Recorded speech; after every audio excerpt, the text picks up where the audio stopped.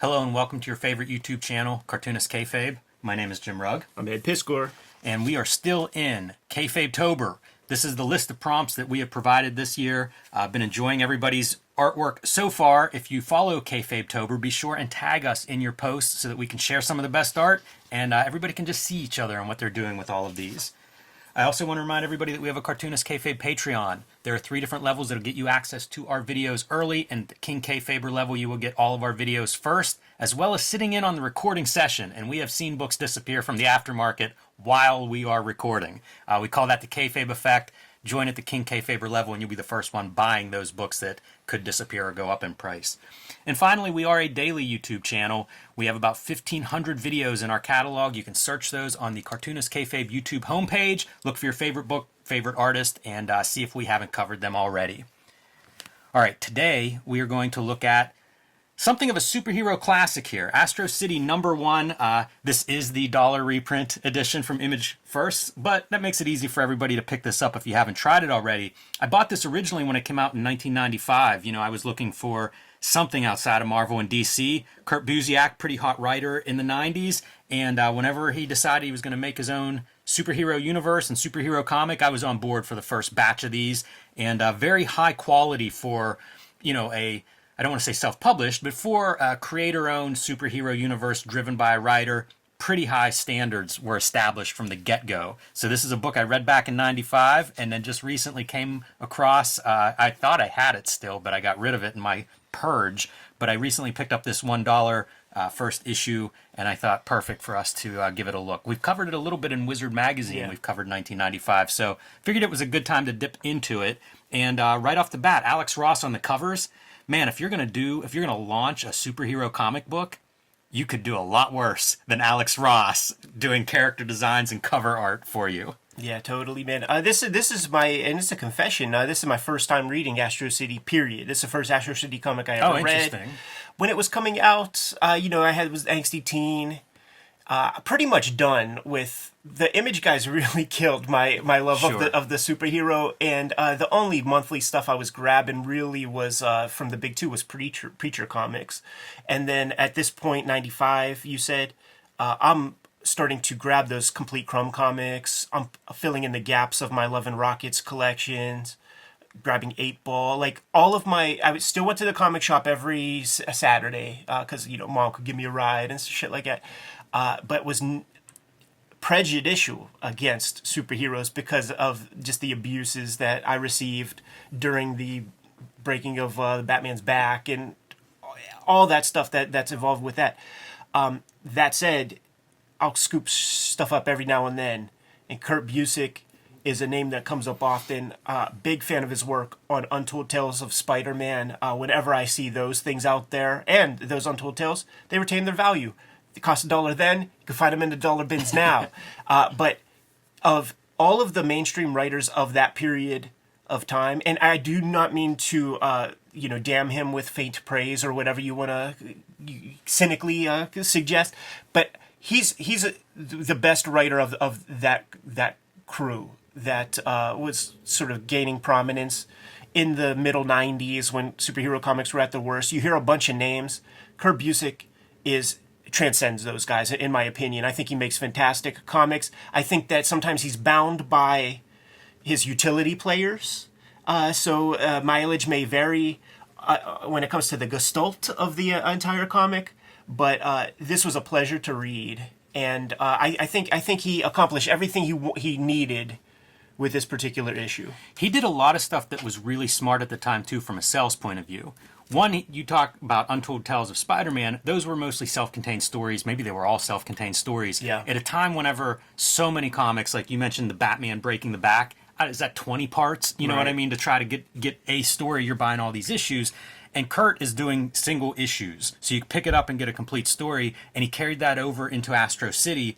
And at a time whenever we're still in kind of the damage from Image, you know, whatever effect they had in terms of superhero storytelling, Busiek was a guy that I remember was almost like, this is an independent superhero that the old timers selling the books at the shops would get behind. Yeah. You know, this is something they would recommend. Yeah, it's true. They wouldn't give you too hard of a time if this is what you were buying. Which also turned me off. It had nothing to do with Busick or the crew. It was the old timers like angsty teen. I don't want to hear what your grandpa comics are right now, man. So it had that prejudice to me. I would call this maybe the best Superman story ever written in comics. This video is brought to you by the books that we make. Street Angel Princess of Poverty is my next release from Image Comics. This will be in comic book shops late November. You need to pre-order that one now. It collects all the Street Angel comics that are not in Street Angel Deadliest Girl Alive. I am self-publishing and will be selling these on jimrugg.com in late October, October 26th. These go on sale. True Crime Funnies, 3 non-fiction stories, 1986 zine celebrating the biggest year in comics history, and BW, a collection of black and white explosion and self-published titles from the 80s, and Hulk Grand Design, my contribution to the Grand Design history, is basically sold out. So pick that one up if you haven't already added it and your store still has a copy. You want to grab that. Ed Piskor's Hip Hop Family Tree Omnibus, collecting all of the Hip Hop Family Tree, plus 140 extra pages, is now in finer bookstores and comic shops everywhere in one beautiful volume. Add that to your shelf before it's too late. X-Men Grand Design, the trilogy, collecting all 3 volumes of X-Men Grand Design, will be coming to comic shops in late November. Pre-order that one now. And finally, Ed Piskor's Red Room, Trigger Warnings, and the Antisocial Network are both available wherever you buy books or comics. And a 3rd volume, Crypto Killers, will be out in January. And now back to the video. It's really good, and I did not have a great memory of this first issue from back in the day. Rereading it, I like it so much more now than I remembered liking it. And it'll be interesting to kind of get into some of those details as we go through some of the stuff I respond to. Yeah, as a standalone comic, I think it... that's the greatest function that it serves. It's kind of like how if Breaking Bad pilot episode was just a short film, it would be this incredible movie. This is an incredible kind of standalone comic. I think it accomplished all the stuff that Kurt wanted, but I don't know that it starts off Astro City a series as much as maybe he would have liked even. It's interesting to think in a time whenever we were moving to trades, this would have been almost like a collection of short stories as opposed to like the graphic novel, the 6-parter that's one big story. Oh, all these issues are self-contained, I believe they are. Okay. I'm pretty sure they are. At least for a while they were. At some point he may have started doing bigger stories, but I think like at least the first 6 issues they were like standalones. I Dream of Flying, I swear that's Miracle Man. Oh yeah. That's the first like pages of the Miracle Man stuff. Yeah, the flight thing is a big piece of superhero comics for sure. Miracle Man, thinking of the first trade title. That one pops to mind. But I do feel like this is kind of the archetype, too. If you're doing a Superman character, this is the crux, right? That ability to fly is the thing that, above all else, elevates that experience. Do we got the colorist, Steve Buccellato, doing all the heavy lifting on those clouds, man? Yeah, that's a good question. I don't know. I was even wondering, because you can see some moire patterns in this, and I wondered if that was something from the original, because this is a reprint, and I wonder if that's something that, if things are adjusted 20 years later whenever this is reprinted, or if that's how the original was, and I just don't have a copy to reference it. But commenters can kind of leave something below the video in terms of that. So the other part of the creative team is Brent Anderson. Yeah. And Brent Anderson, I really liked his art back in the day. I liked it on this read, and I was trying to think about, why do I like it? How do I describe it for the sake of this video? And I was thinking of, a more functional storytelling based Neil Adams. It's a little bit, it's not as dynamic as Neil Adams, but in some ways the storytelling is very crisp. Yeah. And very easy to follow. Heck of a figure drawer. And very natural compared to, again, the Image stuff that I have been moving away from originally at this time in my life. In the mid 90s, it was like, all right, I've seen enough of that kind of hyper stylized inking and rendering. Although there's a lot of rendering here, but it just is a little bit more of maybe an 80s style. It almost feels like this stuff here, you don't see it throughout the rest of the book at all, but very much right here explicitly is that Jim Lee kind of style. And I almost wonder if that's a little bit of a comic, some inside baseball stuff going on there for formal play. Possible. And we wake up by the alarm clock, a familiar trope, except it's not the alarm that's going off. It's some kind of warning of, disasters out in the world that he's being alerted to, and he being Samaritan, the Superman-esque main character for this first issue. So you see him waking up at 4:33 in the morning because he's got work to do. Familiar tropes, costume hanging behind a painting that he slides to reveal almost something like the closet in Watchmen. You know, everybody superheroes have to have their hidden fortress era hidden fortress like spot, right? This is his bat cave. This is his comedian's closet, and he's off to work, man. There were those. You get little snippets sometimes from the presidents of the United States in regards to like how their day is split up, and Yes. and it is so lean, the amount of time that they have for meetings and to do like little appearances and things like that. I mean, it could be 14 minutes for this kind of thing, and you get glimmers of that here, where if he spends a half a second too long doing something, that could mean 5 deaths Right. somewhere else. So it's taking that sort of idea to the extreme, and I've never seen in up to this point 40, 45, 50 years of Superman's existence, never treated in Superman comics were never treated in that sort of way. That idea was never explored. But Kurt Busiek is a student of the Silver Age. He's very much attuned to those comics, so he's able to.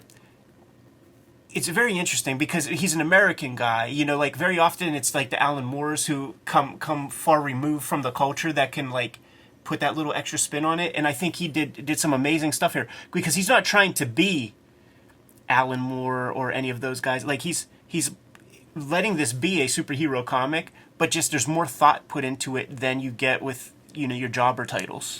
Yeah, and you see this is his secret identity, also working at a newspaper. Again, the Clark Kent Superman archetype clearly on display here. Yeah, Jimmy Olsen's. But to your point of the story, the time subtext, it is that grim and gritty and realistic treatment, but the story doesn't feel grim and gritty, even though it's like. And I think the time, quite honestly, is something that I respond to now in a way I didn't respond to in '95. Like, I read this and it's like, I've got deadlines. I've got a list of things. I'm trying to do, 28 hours worth of stuff in a day. It felt very relevant, very easy to understand this, except that it's put through the lens of superhero. Right. So he does, like, he is like a copy editor. So he's like low on the rung. He's not even, investigative journalist or anything. So in between doing his gig, like as he's copy editing and stuff, he sort of programs this. It's not so well fleshed out exactly what the powers of this thing exactly are, but it's doing the copy editing for him while he's on to more pressing matters.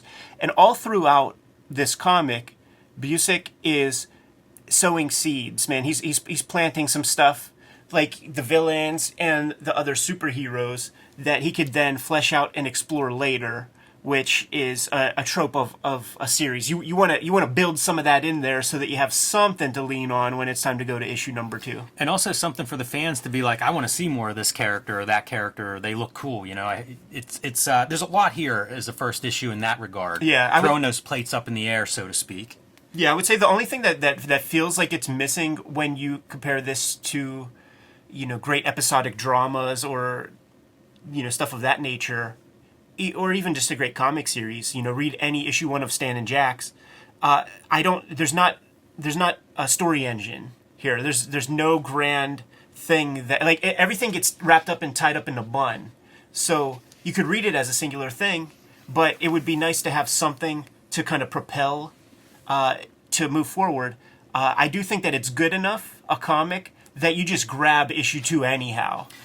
Yeah, I wonder if there are things like some of these, Dr. Saturday, this biolab problem, if these are things that pop up in subsequent issues. I mean, I'm sure if it is something that's laid out in that way. Yeah. Not an obvious story engine, but maybe pieces that would connect. And you know what? I lingered here just to point out, he has this device that's almost like an AI engine, that's going to do his copy editing and stuff for him. And even which errors will go uncaught. And I love this because, like, whenever I was doing kind of faux old coloring or some of those effects in past comics, you want to have those errors. You want to make the art. It's the imperfections that sell the lie, so to speak. And it's like, that's a great detail for a writer to put in there. It'd be easy to skip that one, but it gives it some texture, some reality. It's when you cheat on your test, right? Like you got to build in a couple bad ones, or else the gig is up. And he even recalls that later on, where he's like, maybe I should program in some more errors. No, that would be unfair. Like I need to do the job properly. So There's a meeting, similar to like a Justice League kind of group called the Honor Guard. They meet in their flying ship fortress type thing. Again, easy to imagine many of these characters probably in future issues making appearances and maybe becoming supporting characters as we continue on in the series. Yeah, I remember seeing Alex Ross paintings of this character right there, very regal. And interrupting a robbery with characters in animal masks. I feel like these are taken straight from Batman comics. Like, I've seen that trio. It reminded me of like, what's the second Batman movie, where like the Joker and they have a robbery in the beginning for some reason. This called that to mind, but I think having the masks, like I have a Silver Age comic of that sort where the gangsters would wear those masks on top of regular suits, and it feels like an old comics trope. I mean, anything with masks is going to fit in perfectly with a superhero story. Coming and going, between his superhero identity and then his daily practices and what he's supposed to get done in here. Yeah, so you see, like, he pops in one window, opens the locked door, already has all the work done. So, he's a tough employee to be around. They're like, no locked doors. He says, I work better in solitude. So he's a good employee, but he's also annoying to the people. And I guess he's single, so he gets to look through all the most beautiful ladies of Astro City. Single and lonely. And kind of fantasizing about them. Yeah, and it's one of the sacrifices that he's made in this role as superhero is he just doesn't have a personal life at all, which again is something that I think of as an older person who works. This makes a lot more sense to me than it did whenever in 1995 I'm starting college. All I'm surrounded by are my peers. It's a very different world for me reading this 20 years ago than it is now. And again, you see him in a kind of a just montage of various daily activities of saving all sorts of things. I think that the team does a good job with that. Just showing a variety of stuff, raising sunken boats, almost like a historical renovations, saving collapsing buildings, and even acknowledges that he doesn't save everybody. People die even while I'm saving lives here, but I can still do what I can. That's another one of those sort of great observational notes to me is like, this is a guy who's saving hundreds of lives maybe in a day, can't save everybody. Right. Yeah, that roots it. Yeah, it's really great in a way. Yeah, all this inner monologue you never get with Superman. That's what I was going to say, too. That acknowledgement of, like, saved a bunch of lives but couldn't save them all, it would be true with Superman, but it's never... I don't know that I've ever read that in a Superman comic. Exactly. Accepts an award from the local fire department and makes a mention of how, like, he didn't do this for a long time, and it started to breed resentment. Right. And so, like, there is value here, even though it'd be interesting. Run that tally of lives saved, because, like, it would be going up of lives being lost while he's accepting this award, but it's PR. Yeah, totally, man. And it's Busiek solving Silver Age problems. Like, you would see this sequence in a Superman comic or somewhere he's getting, the key to the city or something, but it's handled in such a smart way. Like, Busiek he's a smarty pants. Yeah, you can really almost reverse engineer how you write a story like this, because it feels like you're brainstorming all these different ideas about, well, what would a Superman, what would a day be like, and coming up with all this stuff and then pulling in the parts that fit your story and work the best. And there's a lot of they cover a lot of ground in this issue. And this feels honest to me, like if it makes a lot of sense, but I don't think that that's in the front of your thoughts when you're constructing this story. I think that some of the other stuff you could arrive at much easier than this sequence right here, trying to you look at an image of a Superman comic where he gets the key to the city and then like trying to figure out like why would he do that and come up with something good enough that makes sense in the way that this does. I think you can't do any better. And he has his secret fortress of solitude here that kind of goes through a dimensional portal or something. Yeah, it's Bret Hart's game room. That's amazing. Right, yeah. right. He's marking out for himself. Fantastic. And while he's there, he gets attacked by Doomsday. Doesn't that character sort of resemble that design a little bit? This character is the living nightmare. I kind of like the concept. Possibly why I like that concept is we don't spend pages or issues establishing this concept. We sum it up very quickly, concisely, and it's easy to understand. It's basically this psychologically powered character that escaped from somewhere or other, but now feeds on that idea. Your worst fears, your nightmares, your depression, whatever emotional state you're in, probably facilitates that emotional state going negative, but then also feeds on that negativity. And so you get your classic superhero fight scene, right? our Superman's got to have some kind of villain that he's going to face in an issue, or we would feel ripped off like nothing happened. Yeah, still a superhero comic, and he is dispatched, not unlike the Sentinels in the classic Neil Adams X-Men run, where you just toss them up into outer space, and it totally works. But you can't just be doing this all the time. For sure. in a comic like this, we could give you one, but you got to come up with other ways just to keep the interests up. Very efficient storytelling too. I think it's about 3 pages with that Nightmare character. 4 pages, I guess. So 4 pages to establish the character, have the relatively quick fight, even though it feels kind of big and epic, and Samaritan struggles with it, but keep going. In the interest of, hey, we're doing a one and done story here, you don't get to spend that much time with your superhero fight, and I don't know that we needed it. I did not read this comic and think I wish I had another couple of pages of Nightmare. Yeah, not at all, man. I mean, I was super happy to read this, and I'm certainly interested in checking out more. Absolutely. I wasn't sure what this referred to. So it's past 1 a.m. by the time I get back to my apartment. I tally up the day, 56 seconds, best day since March. And I wonder if that's this travel time, because he often will say like 1.2 seconds to get to the Philippines, 7 seconds to get here or there. And I wonder if that's what that means. And it's just a mark of efficiency. Like, I did all of my do-gooding and I only spent 56 seconds on travel time. All right. So I don't know if that's what it is or not. It's kind of, that's one piece that I wasn't completely sure of. And now he's back to his dreams of flying, and that's the end. One day in the life of our Superman-esque character, Samaritan, and pretty good establishment. One of the things that we often say when we look at these first issues or look at one issue in a series, I'm eager to read more issues. Yeah. I'm very curious, like, okay, that worked well. Let's see what else you do, because I don't want to repeat. So, it's kind of been going Astro City on and off for a couple decades now, and I'm curious to see, like, what else did he do? What other directions did he push? Because it does feel like within the constraints laid out in issue 1, there's a lot of room to play with this. And it was a lot of areas that I can imagine a lot of one-shot issues. Nobody else was making those kinds of comics at the time. Certainly not at a high level. Right. Yeah. And I look forward to reading a comic where the character, it might be like the Batman-esque character. Yeah. And then we've established, I don't even know who the Batman-esque character would be, just assuming. And we've established the Samaritan issue 1. So like to see him play a background role and to have a character maybe have some disdain for him, or there's a lot of possibilities. Yeah, I think you can tell stories from your villain standpoint.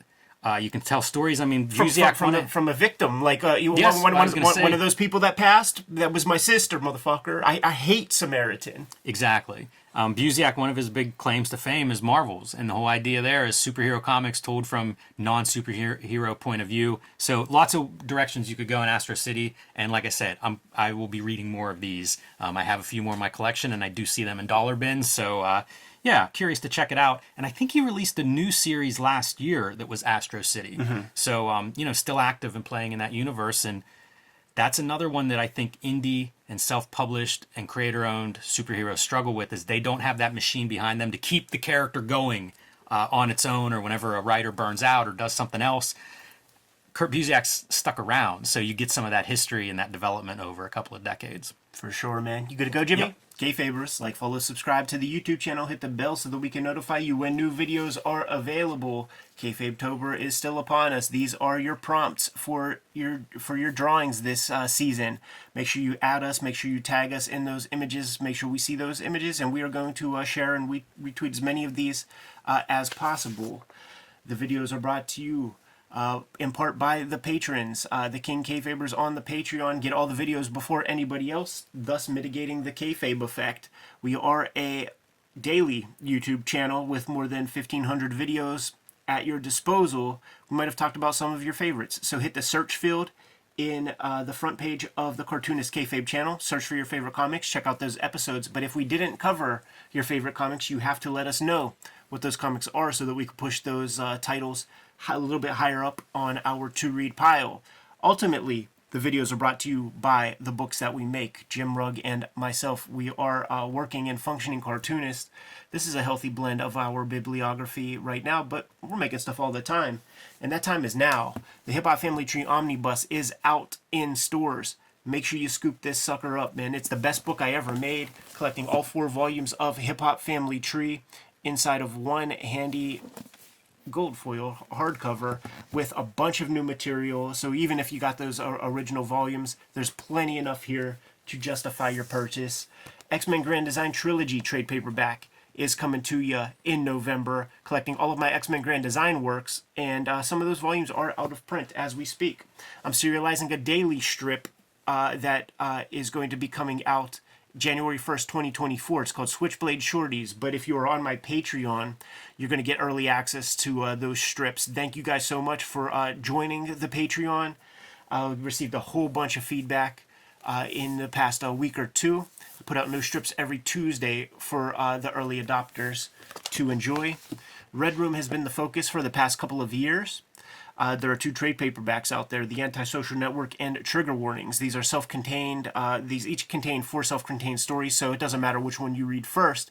But there's going to be a 3rd volume called Crypto Killers coming out in January that I want to let you guys know about. Man, save $20 from your Christmas and Hanukkah loot and scoop up the Red Room Crypto Killers trade paperback. Jimmy, what do you got on the horizon? Street Angel, Princess of Poverty is my next book coming out from Image Comics. It'll be out in November. You need to pre-order it now at your local comic shop or wherever you buy books or comics. It collects all the Street Angel comics that are not in Deadliest Girl Alive, which is also from Image Comics. They'll make a really nice set on your shelf together, and there's no overlap between the 2 books, so pick them both up. You'll have all the Street Angel comics.